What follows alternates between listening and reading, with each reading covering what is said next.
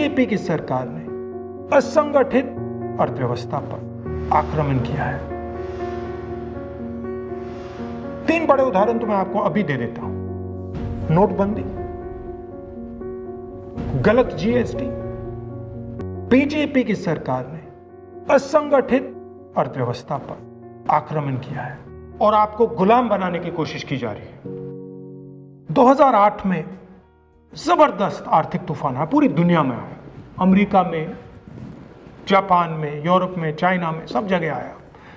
America के bank गिर गए, कंपनियां बंद हो गई, एक के बाद एक कंपनी की लाइन लग गई, बंद हो गई। यूरोप के बैंक गिरे, मगर हिंदुस्तान को कुछ नहीं हुआ। यूपीए की सरकार थी, प्रधानमंत्री जी के पास गया और मैंने उनसे पूछा, मनमोहन सिंह जी बताइए, पूरी दुनिया में आर्थिक नुकसान हुआ है, हिंदुस्तान को कोई असर नहीं हुआ, कारण क्या है?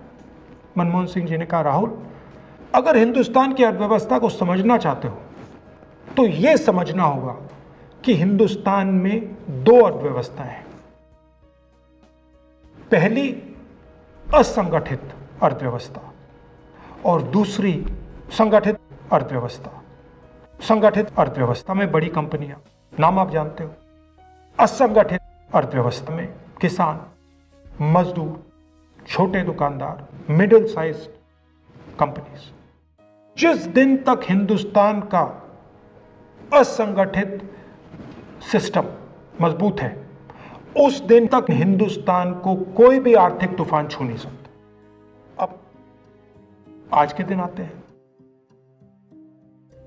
पिछले 6 साल से बीजेपी की सरकार ने असंगठित अर्थव्यवस्था पर आक्रमण किया है। 3 बड़े उदाहरण तो मैं आपको अभी दे देता हूं।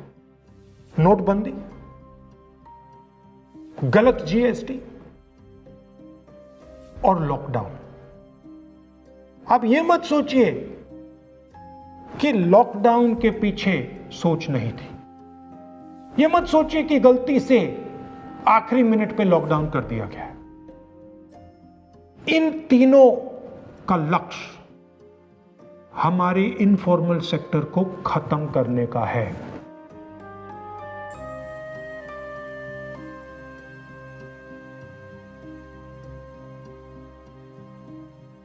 प्रधानमंत्री जी को अगर सरकार चलानी है, मीडिया की जरूरत है, मार्केटिंग की जरूरत है।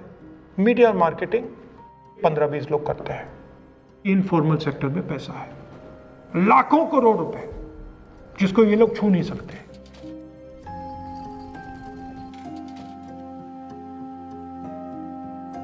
इसको ये लोग तोड़ना चाहते हैं, पैसा लेना चाहते हैं।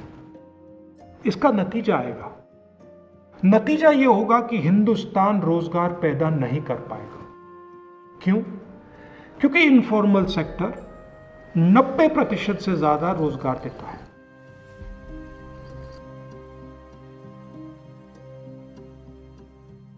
जिस दिन इनफॉर्मल सेक्टर खत्म हो गया, नष्ट हो गया, उस दिन नोटबंदी हिंदुस्तान के गरीब, किसान, मजदूर और छोटे दुकानदार पर आक्रमण था। नोटबंदी हिंदुस्तान की असंगठित अर्थव्यवस्था पर आक्रमण था। 8 नवंबर 8 बजे 2016 प्रधानमंत्री जी ने नोटबंदी का निर्णय लिया।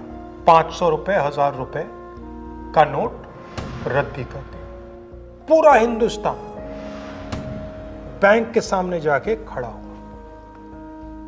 आपने अपना पैसा, अपनी आमदनी बैंक के अंदर डाली। पहला सवाल, काला धन मिटा? नहीं।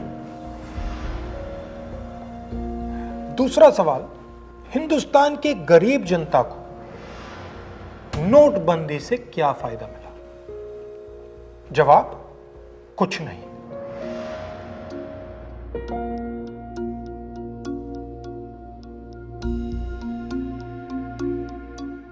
तो फायदा किसको मिला?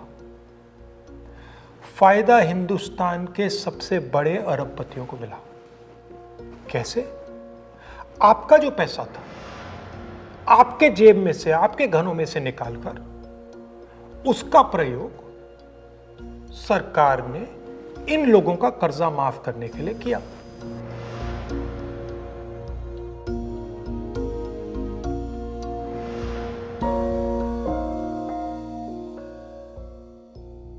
मगर वो सिर्फ एक लक्ष्य था, दूसरा लक्ष्य भी था छुपा हुआ, जमीन साफ करने का।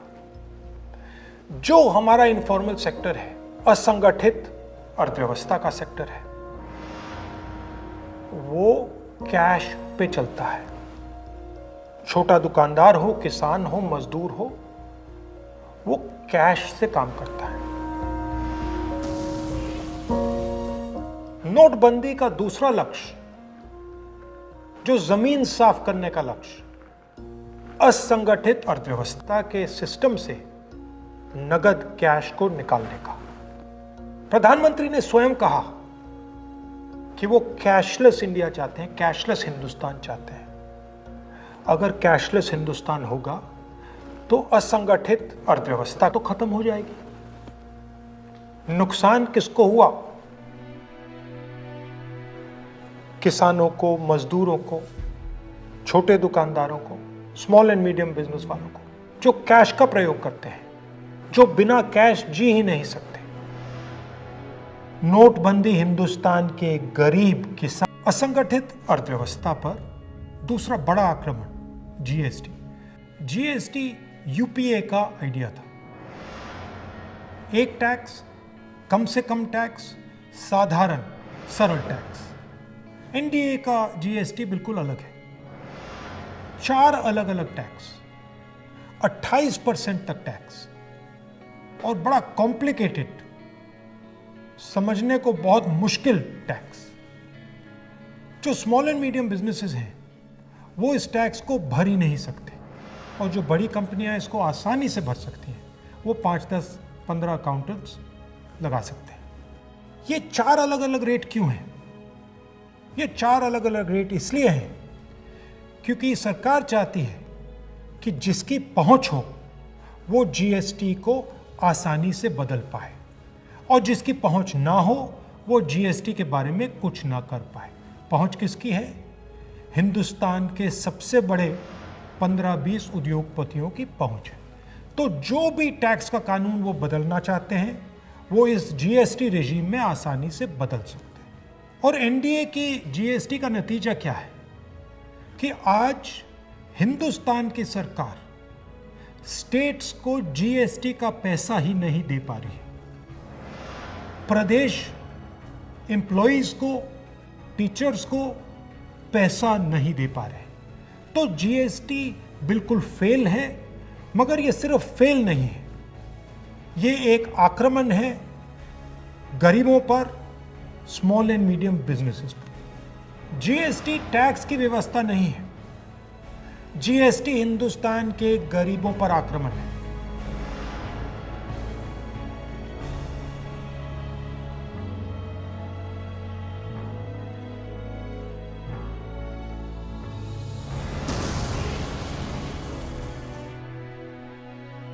छोटे दुकानदारों पर कोरोना के नाम पे जो किया वो असंगठित क्षेत्र पर तीसरा आक्रमण, तीसरा वार। गरीब लोग, स्मॉल एंड मीडियम बिजनेस के लोग रोज कमाते हैं और रोज खाते हैं। जब आपने बिना कोई नोटिस लॉकडाउन किया, आपने इनके ऊपर आक्रमण किया।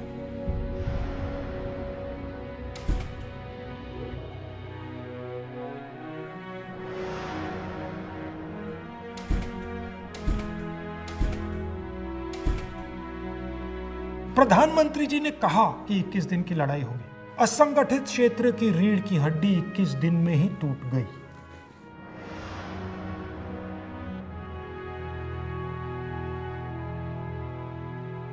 लॉकडाउन के बाद खुलने का समय आया, और आप देखिए कांग्रेस पार्टी ने एक बार नहीं अनेक बार सरकार से कहा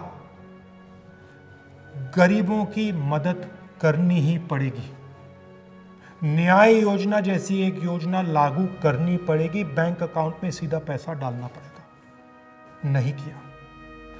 हमने कहा कि स्मॉल एंड मीडियम बिजनेसेस के लिए आप एक पैकेज तैयार कीजिए, उनको बचाने की जरूरत है, बिना इस पैसे के ये नहीं बचेंगे। सरकार ने कुछ नहीं किया।